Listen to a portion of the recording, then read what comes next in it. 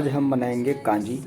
कांजी का पहला जो घटक द्रव्य है सेंधा नमक, ये राजी का यानी कि राई, और जो इसका तीसरा घटक द्रव्य है वो निशाचूड़।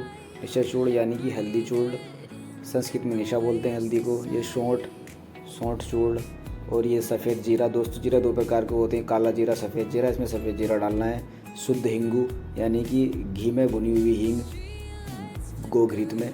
और ये माश यानी कि उड़द की दाल की पिट्ठी, और ये बांस के पत्र यानी कि बंस पत्र। सर्वप्रथम उड़द की पिट्ठी को बनाने के लिए हम उड़द की दाल के आटे का हम पेस्ट बना लेंगे। और पेस्ट बनाने के बाद इसको हम सरसों के तेल में इसको जो है फ्राई करेंगे, यानी कि इसमें फ्राई करके हम उड़द की दाल की पिट्ठी बनाएंगे। और फिर इस पिट्ठी को हम कांजी निर्माण में यूज़ करेंगे। अब इधर देखो, ये हमारे बॉस लोग उड़द की दाल की पिट्ठी बना रहे हैं, और ये उड़द की दाल की पिट्ठी। अब दोस्तों, जो चावल लिए थे हमने 1 किलोग्राम चावल, उसका 14 गुना पानी डालकर उसको पकाना है।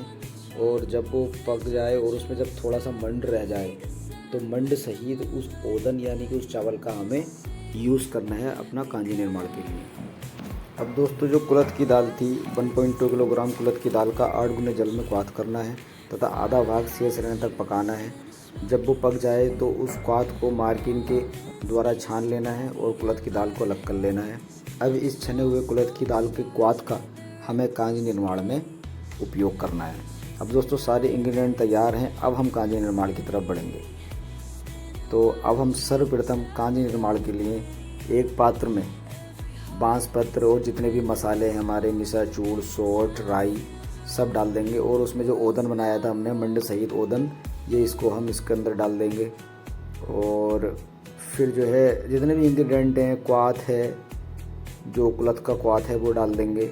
और इसको अब जो हमारा ये कांजी पात्र है जिसमें हम इस द्रव्य को कांजी बनाने के लिए भरकर रखेंगे, इस पात्र का हम धूपन कर्म करेंगे, यानी कि जो भी धूपन द्रव्य है हमारे उससे इसका धूपन करेंगे ताकि इसकी जो बैक्टीरिया वगैरह हैं वो नष्ट हो जाएं। अब जो हमने जो ये कांजी का जो द्रव्य है, जो 12 लीटर जल में हमने सारे द्रव्य घोला था, अब वो इसके अंदर हम भरेंगे।